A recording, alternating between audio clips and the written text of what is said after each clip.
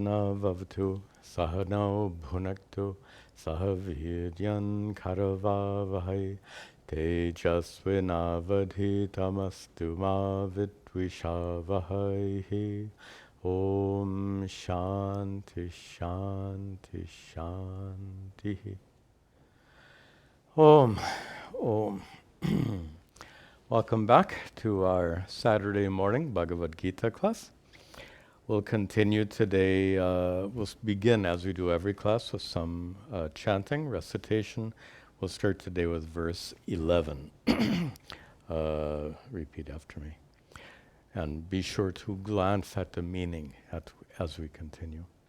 Shri Bhagavanu Vacha, Shri Bhagavanu Vacha, Ashocyanan Vashocyastvam, Ashocyanan Vashocyastvam, Prajnavadam Shabhashase, Prajnavadam Shabhashase, Gatha Sunagata Sunscha, Gatha Sunagata Sunscha, Nanu shochanti panditaha, Nanu shochanti panditaha, Natvevaham jatu nasam, Natvevaham jatu nasam, Natvam neme janadipaha, Natvam neme janadipaha, Nachaiva nabhavishyamaha,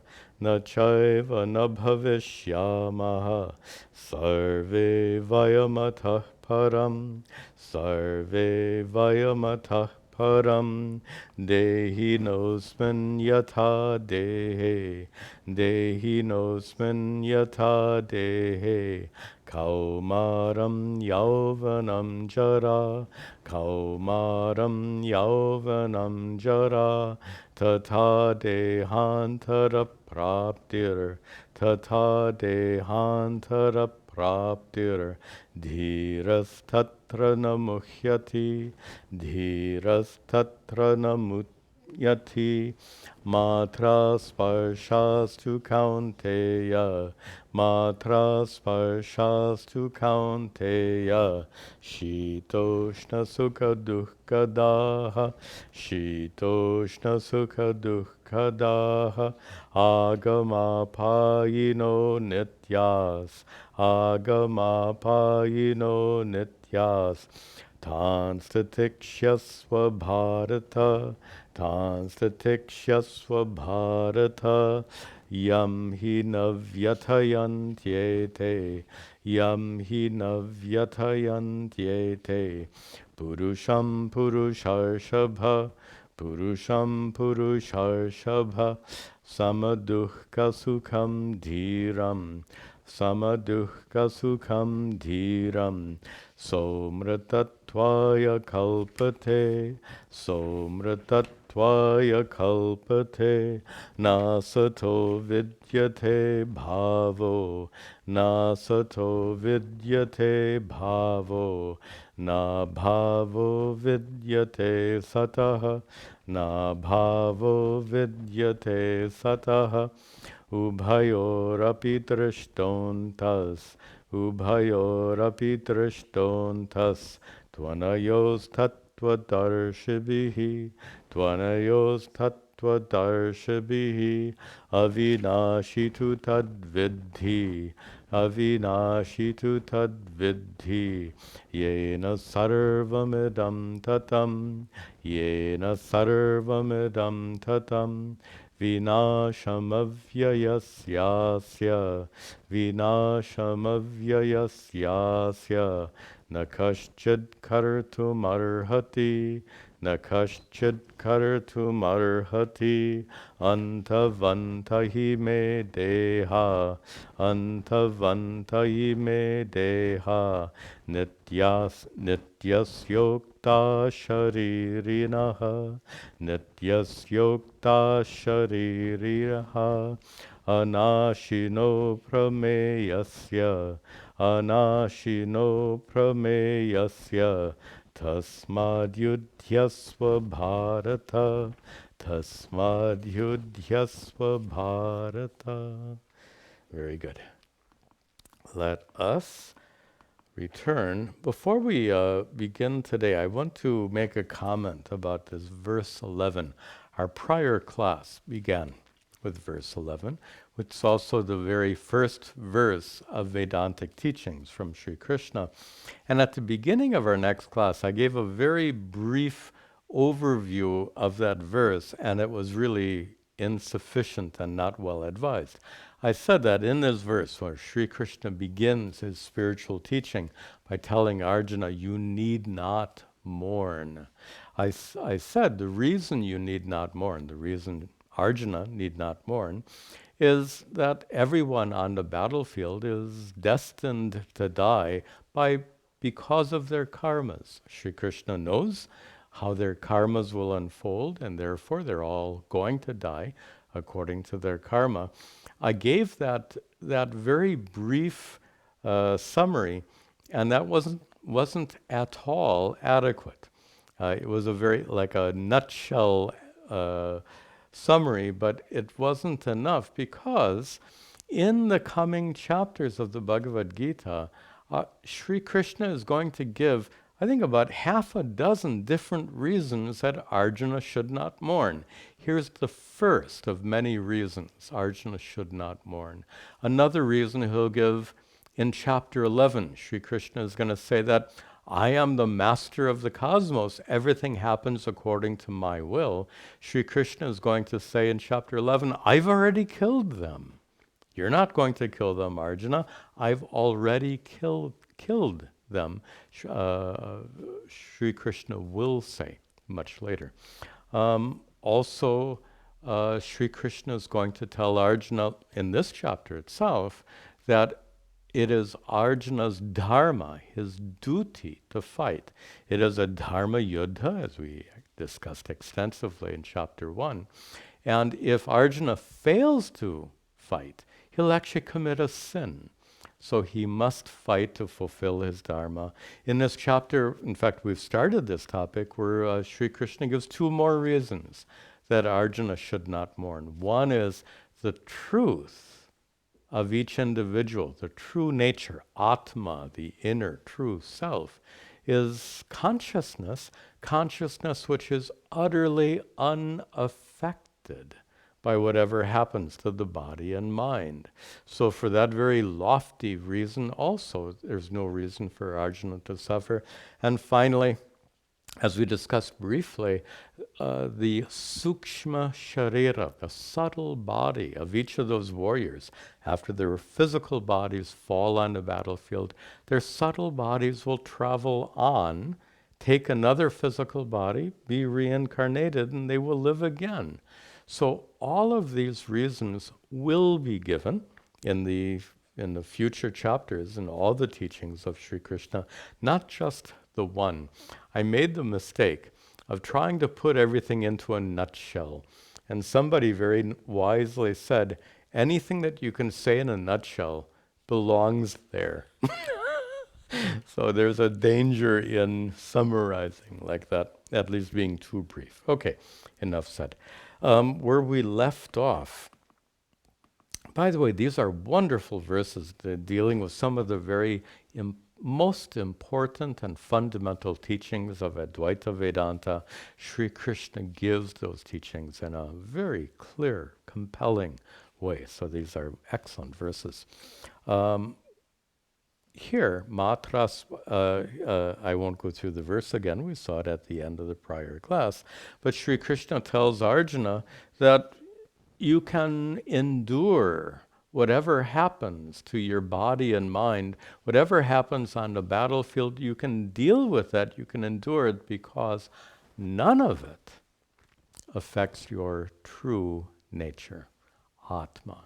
And we began this discussion in the past class. We continue it today in a very important way. You remember I gave that computer metaphor? And let's just return to that very briefly.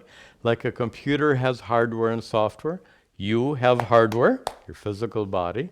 You have software.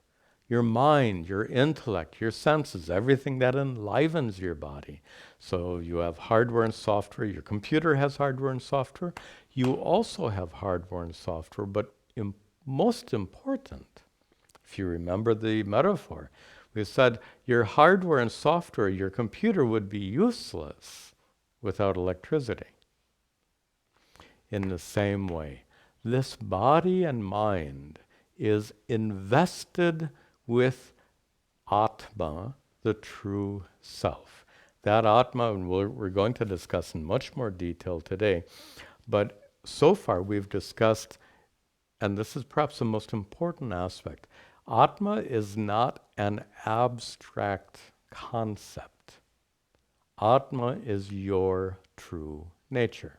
Let me say that again. Atma is not some idea or concept. Atma is you in a very essential way. And in the most essential way, you are a conscious being. You are the conscious awareness. You are the consciousness by which you are aware of whatever's happening right now, by what's happening around you, what's happening on the screen you're watching, and what's happening in your own mind. You are aware of all that because you are a conscious, awareful being. That consciousness is your essential nature. In Sanskrit, we've used the words chit or chaitanya to refer to that consciousness. It's your essential nature, and that consciousness is utterly unaffected by what happens to your hardware and software. For example, in your computer, does it make any difference to the electricity if it's an old computer or a new computer? Does it make any difference to the electricity what kind of program you're watching, or what kind of program you're running, or if some kids are using it for violent video games? Does it make any difference to electricity? Just like the electricity in your computer is utterly unaffected by the hardware and software, in the same way, your consciousness is utterly unaffected by whatever happens to your body and mind. And we're going to see many wonderful teachings to make that point very, very clear. Okay, with that definition, with that introduction, we continue. Yam hi na vyatayantyete, yam hi na vyatayantyete, purusham purusharshabha, purusham purusharshabha, samaduhka sukham dhiram, samaduhka sukham dhiram, somratatvaya kalpate, somratatvaya kalpate. In the second line, Sri Krishna addresses Arjuna, Purusha Rishabha. Rishabha is a bull. Purusharshabha, a bull among men, a mighty one. So the mighty person, Arjuna, O Arjuna, Purusharshabha. Yam Purusham. In the first line, Yam, which, Purusham, which person who na vyatayanti ete. Ete, these. These what? Actually refers back to the prior verse where Sri Krishna says, Matra sparshaha, sukha dukkha, shitoshna sukha dukkha daha. Matra sparsha, sense perceptions. What kind of sense perception? Shita, cold, ushna, heat, sukha, pleasant experiences, dukkha, painful experiences. All of these experiences, all of these sense perceptions, now he continues, ete, these experiences of cold and heat, of pleasure and pain, na vyatayanti tam. They do not disturb him. Na vyatayanti tam. Yam purusham. They do not disturb him. Him who, by the way, I say him because the pronouns are in a masculine gender, but him or her is understood. Remember, grammar, even English grammar, Hindi grammar, there's a tendency to default towards the masculine gender. It's just a grammatical device. So these perceptions, experiences of pleasure and pain, cold and heat, do not affect yam purusham, that person. What kind of person? Third line. The person who is sama dukkha sukham. The person who remains sama, the same, utterly unchanged in the presence of dukkha, pain, and sukha, pleasure. What kind of person is that? Dhiram. And dhiram here means the wise person.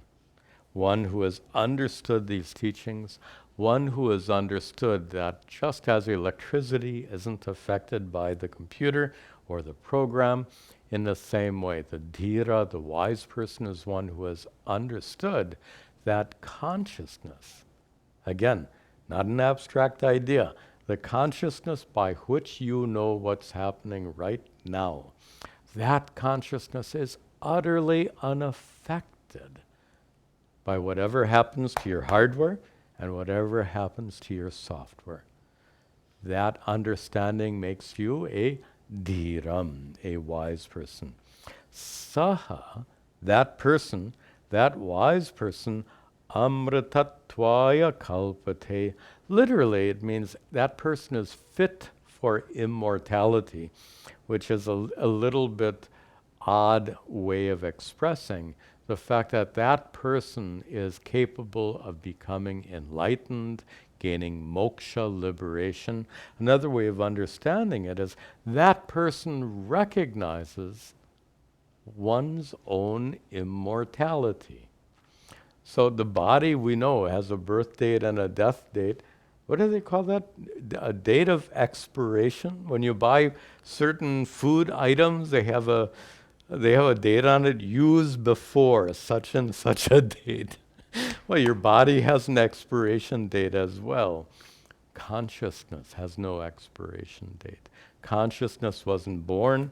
Consciousness is not subject to death. Consciousness is immortal. So amritatvaya kalpate, to become fit for immortality, means to discover your own true nature, which is indeed immortal. Continuing. Na sato vidyate bhavo, na sato vidyate bhavo, na bhavo vidyate sataha, na bhavo vidyate sataha, ubhayorapi drishtontas, ubhayorapi drishtontas, tvanayos tattvadarshibhihi, tvanayos tattvadarshibhihi. This is one of the very important philosophical verses in the Bhagavad Gita. There are many, but this is one of the real significant ones.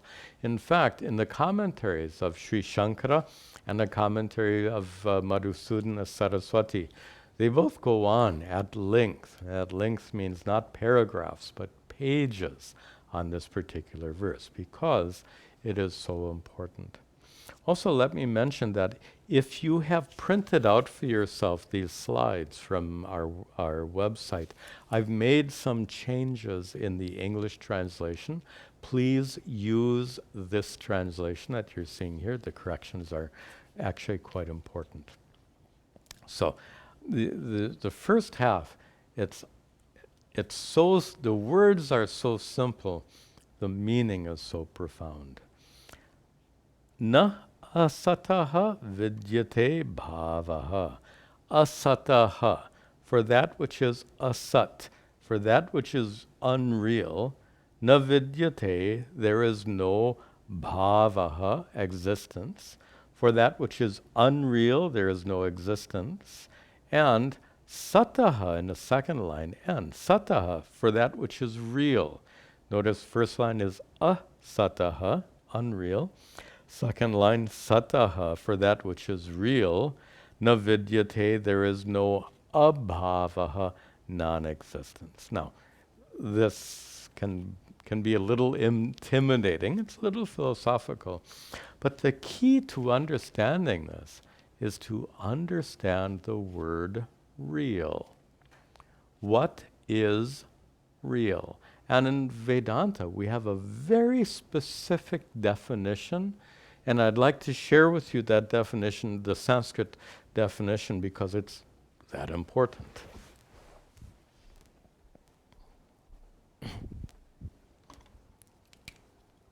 So, the word real in English,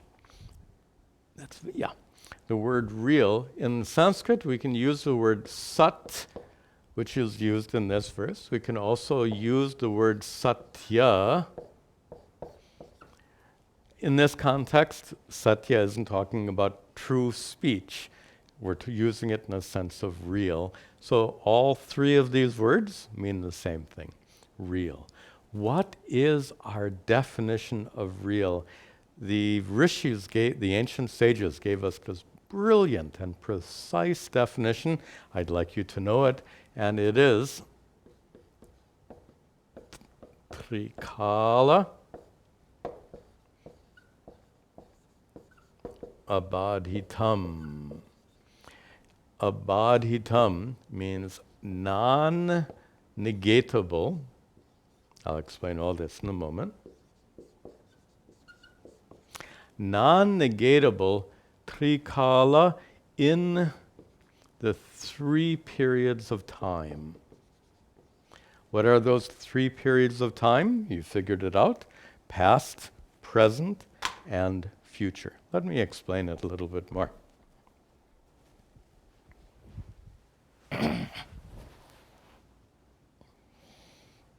Where am I? There.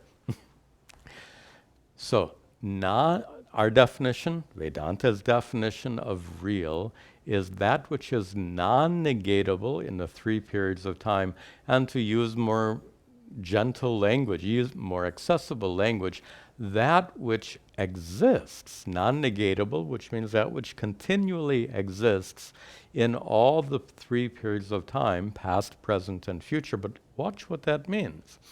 If it exists in the past, past means without beginning.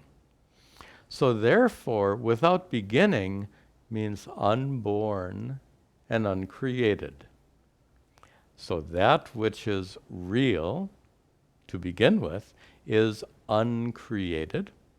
And then it exists past, present, and future. Future means without end. So it means it will never come to an end. It will never cease to exist, unborn and uncreated on one side, and on the other side, never ending, eternal. And in the middle, here's a little philosophical point. If something undergoes change, it ceases to be what it was before. When a child becomes 5 years old, the child ceases to become a 4-year-old. The 4-year-old goes away, so the 5-year-old can exist. The point I'm making is that any kind of change means a change of condition, a change of state, a change of age, means there's the end of one condition and the beginning of the next. That's baddha, that's something is being negated. Non-negatable then implies unchanging in the present. So in the past, no beginning, no birth, no origin. In the present, no change. And in the future, no end, immortal, eternal. And we have to say timeless. Timeless means not involved in time in any way at all. That's our definition of real. And that is such a helpful definition. Now,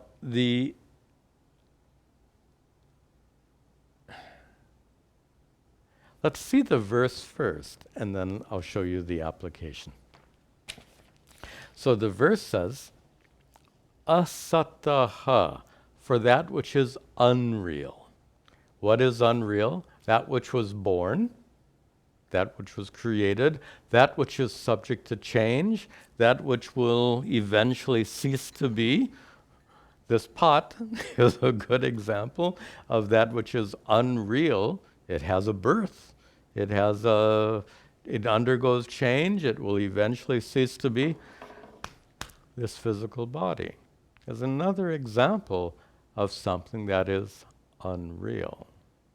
So, asataha, for the unreal, na vidyate, there is no bhavaha, no existence, no true existence, no real existence.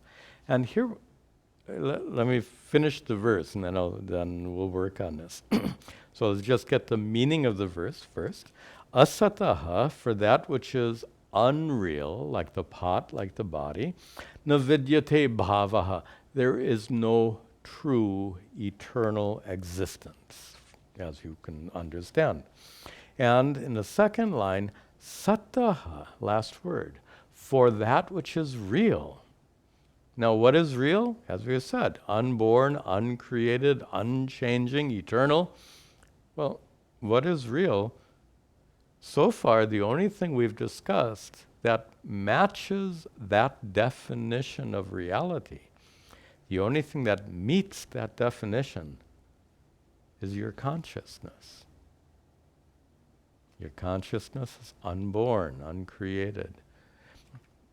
That consciousness is one aspect of Atma, the inner true self, which we often very casually call the inner divinity. To call that Atma, that true inner self, to call it inner divinity, divine means having the same nature as the deity, as God, having divine attributes. Divine attributes include unborn, uncreated, unchanging, eternal, etc., and that refers to your own consciousness. And this is to be understood. So, sataha, for that which is real, for Ishvara, for God, or sataha, for your own consciousness, for Atma, for your inner true self, na vidyate, there is no abhavaha, lack of existence, loss of existence. And to paraphrase this, for that which is, first line, asataha, that which is unreal, can't pop into existence. And second line, that which is real can't lose its existence. Now it starts to make a little bit more sense. I'll say that again. That which is unreal can't pop into existence. Unreal would be, one of our favorite examples of unreal is we call it our rope snake. What do we mean by that? Many of you know the story well. Someone is walking down a very dark alley and sees what looks like a snake coiled up on the ground, and only later discovers it's not a snake at all, it's a rope. But before they discover it's a rope, they think it's a snake, and that snake is very scary, very threatening for a while. Now the point here is that snake is asataha, that asat. The snake is unreal. That unreal snake isn't going to become real and bite you. Can that rope snake bite you? No, not at all. In fact, there's a general principle here. And really, this is the meaning of this verse. It's not so clear just from the words. We make a distinction between these two levels of reality, that which is absolutely real and that which is apparently real. Notice my use of the word apparent. So that which is absolutely real, as we said, God, Ishvara, absolutely real. Brahman, the absolute reality, absolutely real. Consciousness, the consciousness by which you know what's happening right now. Unborn, uncreated, unchanging, eternal, absolutely real. Then we distinguish that absolute reality from something having lesser reality. We call it apparent reality. This body is apparently real. You can't say that the body, notice we're not saying that the body is absolutely unreal, because the elephant I'm holding in my hand is absolutely unreal. The body is not absolutely unreal. This pot is not absolutely unreal. So let us call the pot and the body apparently real. Of course, apparently real is still unreal, but not absolutely unreal like this elephant. The absolute has absolute unreality. This body and pot are unreal to the extent that they're not real. They have birth and death, etc., change. So we're going to call them apparent realities. The point is that which is less real cannot affect that which is more real. Go back to our rope snake. The snake is less real. That snake cannot affect you, cannot even affect your body. Your body is more real than the snake. Notice the rope can affect your body. You can trip over that rope. The rope is as real as your physical body, so that rope can affect your body. You can trip over it. But the snake is less real than your body, so that snake in the dark alley cannot bite or affect your body at all. Another great example of this is in a dream. If you dream that you're being chased by an elephant, that dream elephant is less real than your physical body. So that because the dream elephant is less real, it can't hurt you. It can't injure you. Do you see where this is going? We've said consciousness is absolutely real. Anything subject to change is less real. The entire world is less real. The entire world has apparent reality. You see it, you interact with it, but the world was born. Modern science says some 13.7 billion years ago. The world continues to undergo change. This cycle of creation will eventually come to an end and be followed by another one. The entire cosmos has a birth, in the middle is subject to change, and in the end undergoes dissolution. And therefore, the universe and everything in the universe is not absolutely real. It's not as real as your consciousness. And now here's the final conclusion. Just as the rope snake can't affect your body because it's less real, just like the dream elephant can't affect your body because it's less real, in the same way, everything in this apparently real universe is less real than your consciousness. Therefore, your consciousness cannot be injured, damaged, hurt, affected in any way whatsoever by everything in the cosmos, because it is less real. And that is the message that's meant to be conveyed by the first part of this verse. And that is asataha, for that which is unreal, that which is apparently real, like the entire universe, Na vidyate bhavaha. There is no real existence, no true existence, no existence that can actually affect your consciousness.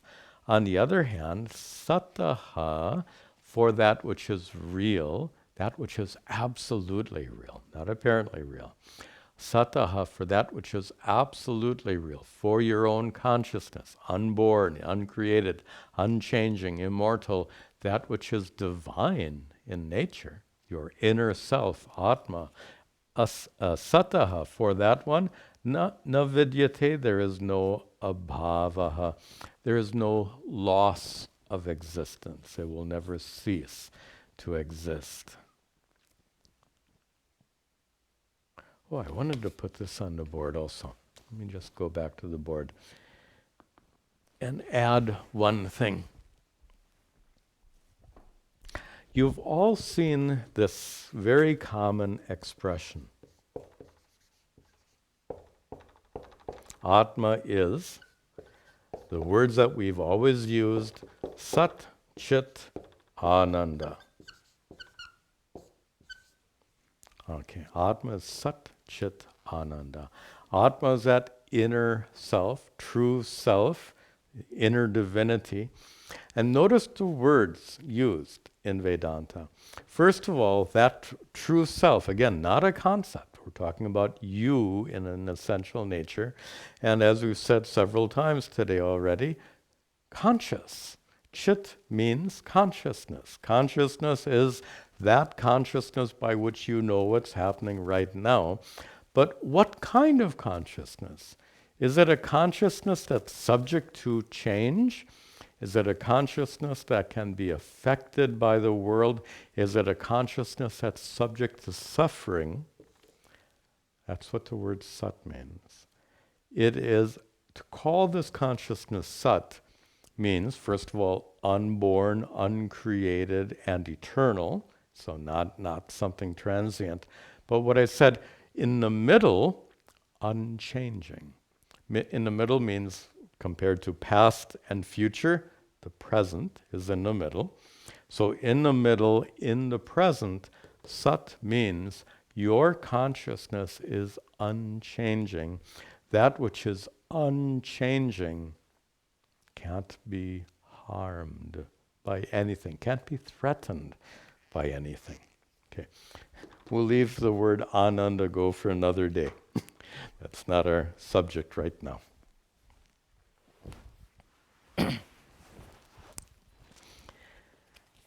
Okay, let us finish this verse.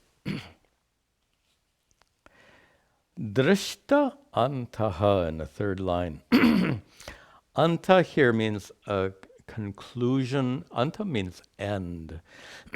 But here it means a conclusive knowledge. End in the sense of conclusive knowledge. Antaha drishtaha. When that conclusive knowledge about what? First word, ubhayoho, about both of them, and in the final line, see that tu anayoho, not twanayoho, breaking apart the words, tu anayoho, either of them. Ubhayoho, both of these, anayoho, either of them.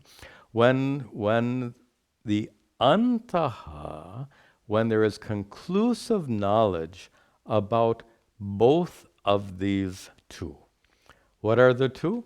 Well, in the first half, we talked about that which is asat, that which is unreal. And as once again, we're saying unreal doesn't mean absolutely unreal like this elephant.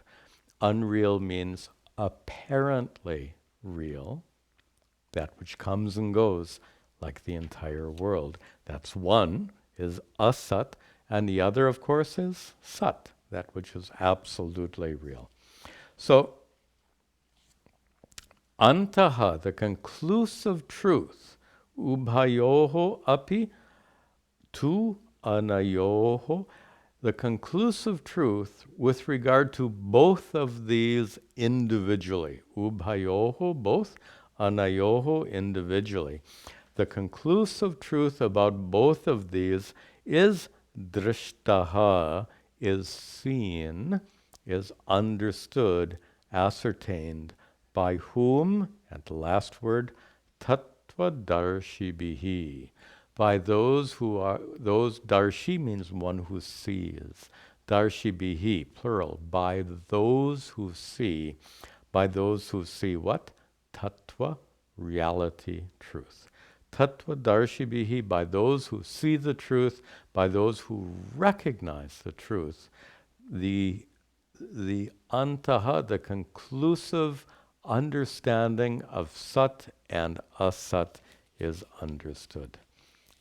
Tattvadarshibhihi also hints at the ancient rishis. The rishis, ancient rishis were called mantra drashtaraha, those who literally saw the mantras. So to use this word darshi, tattvadarshi, seems to hint at those ancient rishis who could see the truth, who could discover what others could not discover. Okay.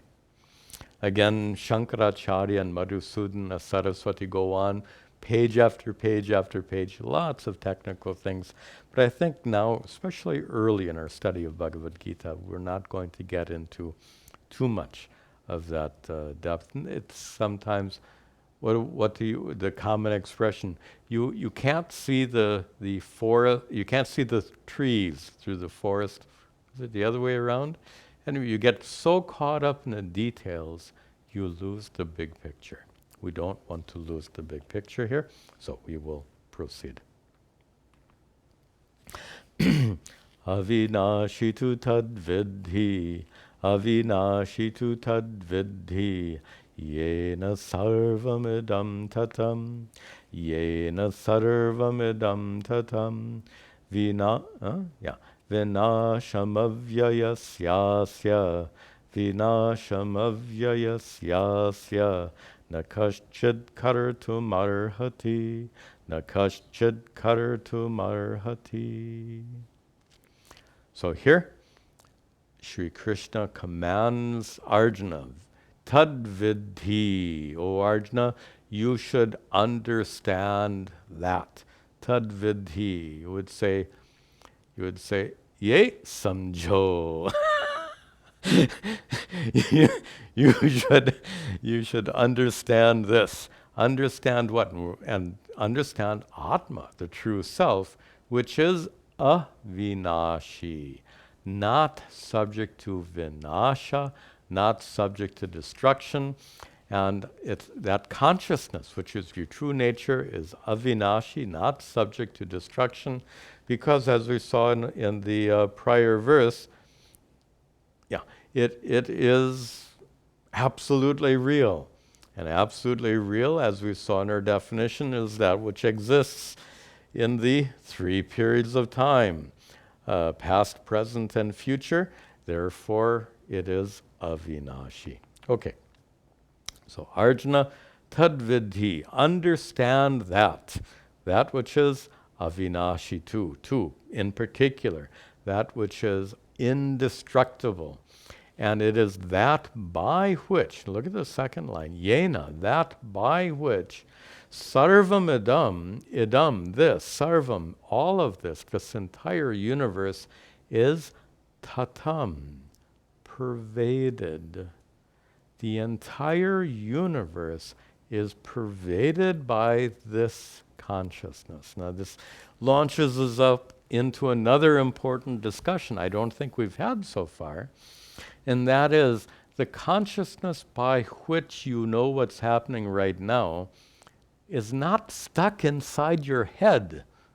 It feels like that. Yes, I know, it feels like consciousness is stuck inside, but there's nothing to keep it inside. You can't put consciousness into a container. You can put water into a pot, but you can't put consciousness into a pot, because consciousness is not stuff. Consciousness is a reality, the truth. Just to get a better sense of this.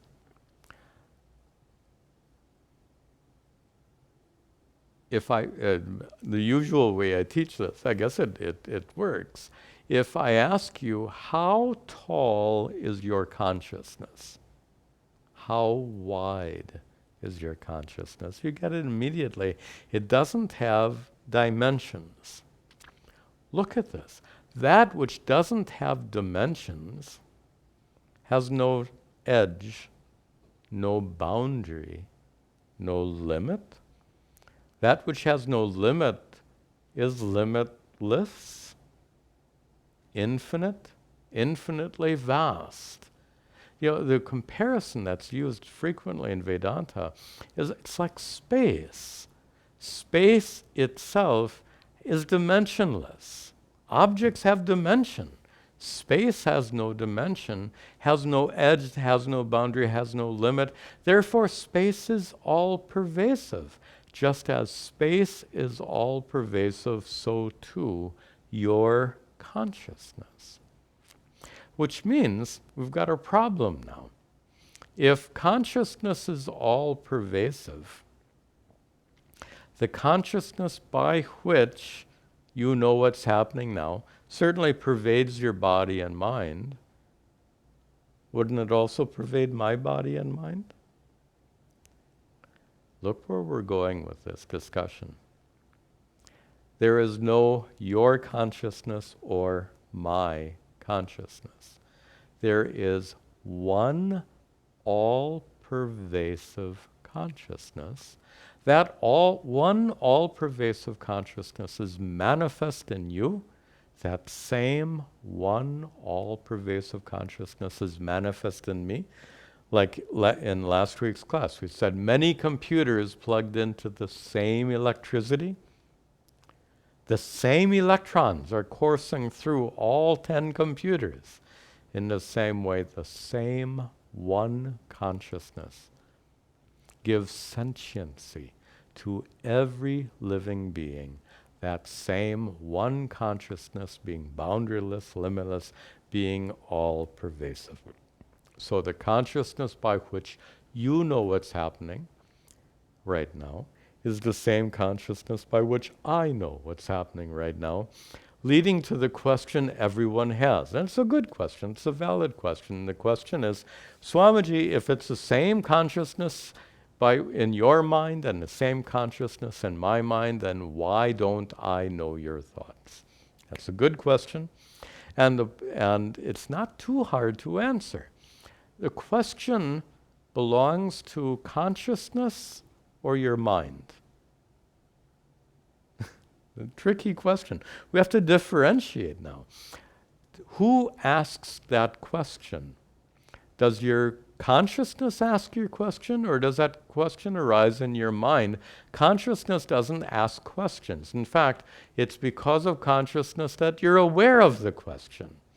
The question belongs to your mind, and that question is revealed, known to you because of consciousness. The question doesn't belong to consciousness. The question belongs to your mind. And now you can answer the question. Why don't you know my thoughts? That question belongs to your mind, and your mind is associated with your body. My mind is associated with my body. Our minds are definitely different. Therefore, we can understand there can be one consciousness illumining your mind and my mind at the same time. Our minds and thoughts are very, very separate. Which, by the way, is a really good thing. I remember Puja Swami Dayananda commenting about how awkward it would be if you knew everyone's thoughts. If you knew what everyone was thinking, that would be first awkward, and secondly, really complicated. Think of how complicated it is to deal with your own thoughts. Suppose you had to deal with the thoughts of your spouse, children, parents, co-workers, boss, everyone you met. You're just overcome by all their thoughts. It would be terrible. Okay, so Arjuna tadvidhi, understand that Atma, that true self, which is avinashi, indestructible. Yena sarvam idam tatam, by which this entire universe is pervaded by that consciousness.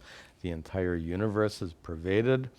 And then in the final line, na kaschit kartum arhati, na kaschit, no one, kartum arhati, no one can do, no one can bring about, and in the third line, no one can bring about the vinasham, the destruction. No one can bring about the destruction means no one can destroy. No one can destroy what? Avyayasya asya. No one can bring about the destruction asya of this which is avyayasya, of that which is indestructible. No one can destroy the indestructible. Avyaya, that unchanging. That which is unchanging can't be destroyed. That which is absolutely real can't be destroyed by anyone under any situation. And that leads to a very nice opportunity to discuss the fact that your consciousness is not destroyed, doesn't go away during dreamless sleep. As I said, all the important topics of Vedanta come quickly in these opening verses. Your consciousness is that which allows you to be aware of whatever is happening right now while you're awake. Tonight, when you're dreaming, consciousness will reveal whatever is happening while you're dreaming, and then in dreamless sleep, many people make the wrong assumption that consciousness goes away in deep sleep. In fact, in the medical people will use the word unconscious. The patient is unconscious. The patient is either deep sleep or in a coma, unconscious. We've said consciousness is eternal, unchanging. So unchanging means consciousness can't flip on and off like a light bulb. That's the metaphor people have in their minds, just like your refrigerator. When you open the refrigerator door, the light bulb turns on. When you close the refrigerator door, the light bulb turns off. And people assume that consciousness is like that. When you're awake or dreaming, consciousness is on, like the light bulb. And in deep sleep, consciousness is off, like an extinguished light bulb. How ridiculous to compare consciousness, inner divinity, to compare it to a light bulb. What kind of comparison is that? Here's the correct way to understand the experience of deep sleep. And I've used this example many times because it's very helpful. Imagine standing in a perfectly dark room, maybe like a closet in your house. If you go inside that dark closet and close the door and you wave your hand in front of your face, you can't even see your hand. Now my question is this. In that dark closet, do you have the power of sight, or have you gone blind? You wouldn't say you've gone blind. You'd say, I still have the power of sight. Then I say, why can't you see the hand? Well, you can't see, it's too dark to see. In that closet, you see, but there's nothing to be seen. I'll say that again. In the dark closet, you're not blind. You have the power of sight, but there's nothing to be seen in the dark closet because of the darkness. Just as in the dark closet you're not blind, you can see. In the same way, in deep sleep, you are conscious. But there's nothing to be conscious of. It's like your mind is full of darkness. The closet is full of darkness, nothing can be seen. In deep sleep, dreamless sleep, your mind is full of darkness, there's nothing to be observed, but you are as conscious in deep sleep as you are conscious right now. Think about that. You're fully conscious now. Even in a dream, you're fully conscious.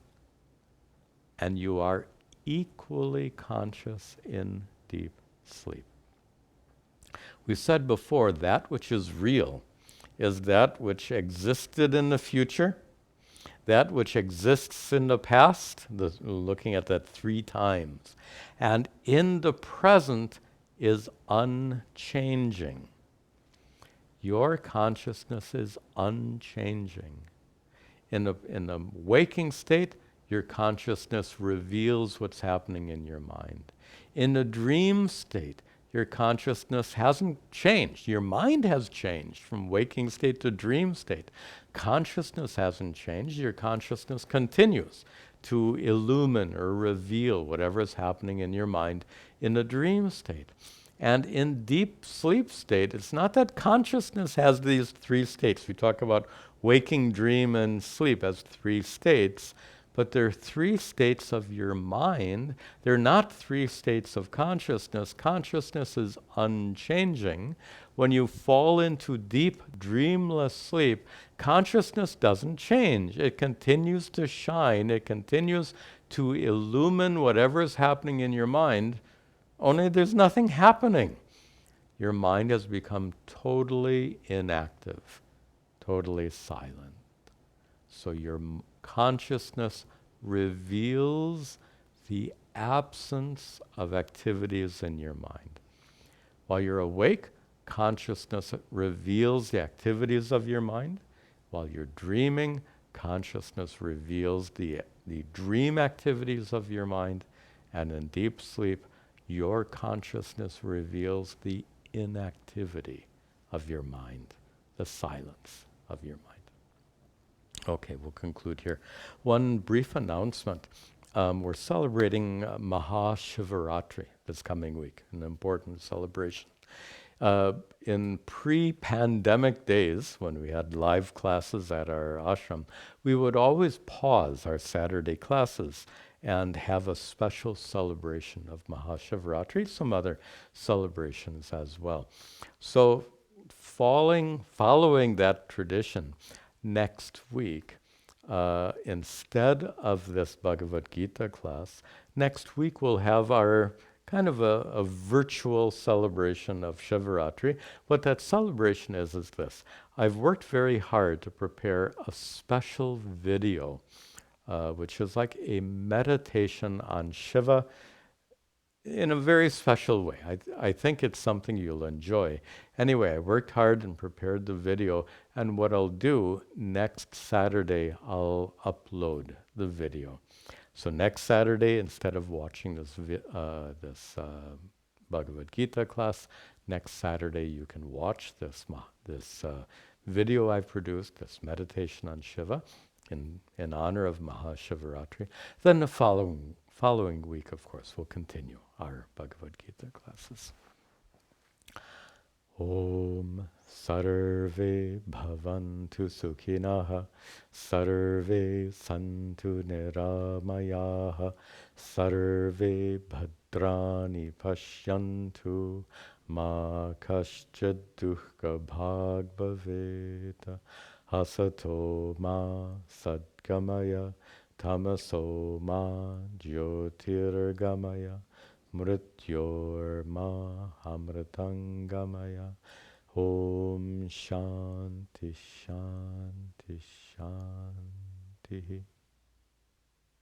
Om Tat Sat.